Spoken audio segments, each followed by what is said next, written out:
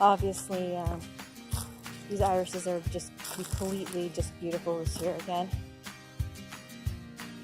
I've got some garlic growing, so much that they still have some of the casings around them.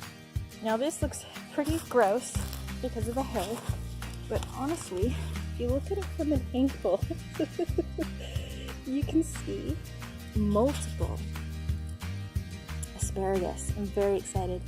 This will turn into a beautiful plant. I overwintered it, put it in the greenhouse, and did fairly good. It's still going. It'll turn like a fern. They're really beautiful, real tall. It'll go real tall. So here is the new execution. I'll be adding more soil, so it'll be double the soil here. I am trying to make beds this year. This over here, I've got some red potatoes planted here in these 15 gallons. And I did some Jerusalem artichokes here. Nothing's growing yet. It's only been about a week. Current plan is to put tomato plants in here. Intermingle with companion plants such as marigolds and basils and things like that. Maybe some lettuces and kale. And over here, I plan to do a lot of green beans. I have so many types of green beans though, so it's going to be a little challenge trying to figure that out. And I still have all that space here to work with where the sun hits a lot. So I think I'm going to get some, actually I have more of those little aeration ones. I'm going to be putting them all up on here as much as I can over there. And then this year I'm also going to use the landscape here. All this stuff, water comes through, but because I'm going to be having pots, I have all of this space here, using all that space there. That's more landscape for me to make food. And since the sun hits here pretty good, I could probably go all the way up. That's how that looks. It's coming along really pretty well. Here's some garlic. I've got some broccolis. Hello, cauliflower. This is some more garlic. I don't know if you can see that. I got kohlrabi planted here. They are not very happy with me right now. And very excited, garlic! They have thrived and they are very, very happy. Here is my little carrot bed. At some point I'll thin these out, which means you just pull them out, give some space to the next guy kind of thing. Because I'm at that point now where I don't have time to make little baby pots for everything. These are my beets, which I have no idea what's happening here. Oh, hello. I'm trying to get the sun out of here. These are more peas. And these are the tendril. Those are the tendril peas. They've got more tendrils, so they'll look real spidery. And these are traditional snap peas.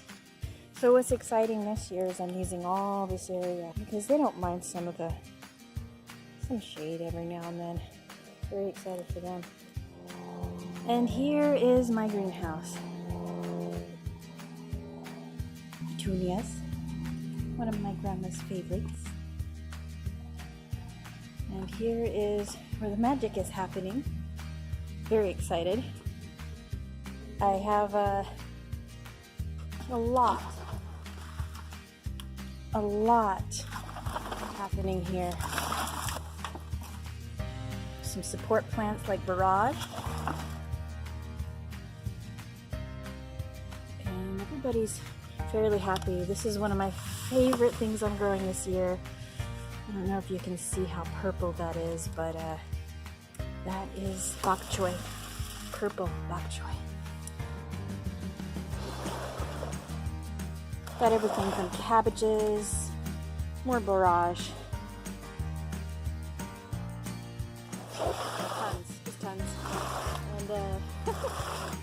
And these have to be transplanted into bigger areas. It's zucchini, some kale, What is this? Cucumber. Definitely got to get those in. And these are just guys that I'm letting the sun reach. So they'll grow a little slower because I'm not getting as much sun. This is my little workbench. It goes real high, so at some point I could get another one of these. Put it right here, maybe in the coming weeks. And then I have some old shelving that we had outside, so I got some random stuff there. But I use this to keep the water running off because it'll run that way, because this hill is a little kind of slanty. As we walk outside, I have some kale. I had a little bit of pest issues in October. It's been growing since October, and we're into February now. Some more, I believe this is cabbage. Some more kale. It's been a while. But this is pretty much these two. And this one survived. I'm very happy with how he's going. So what's really nice about the celery is it keeps a lot of the cabbage pests away. This straw here was to overwinter my lovely strawberries. Got quite a few strawberries.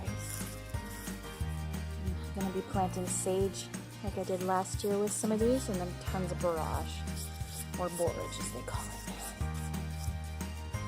This, some chocolate mint I got last year, and it's growing incredibly. These little guys are doing okay. Some mint, traditional mint.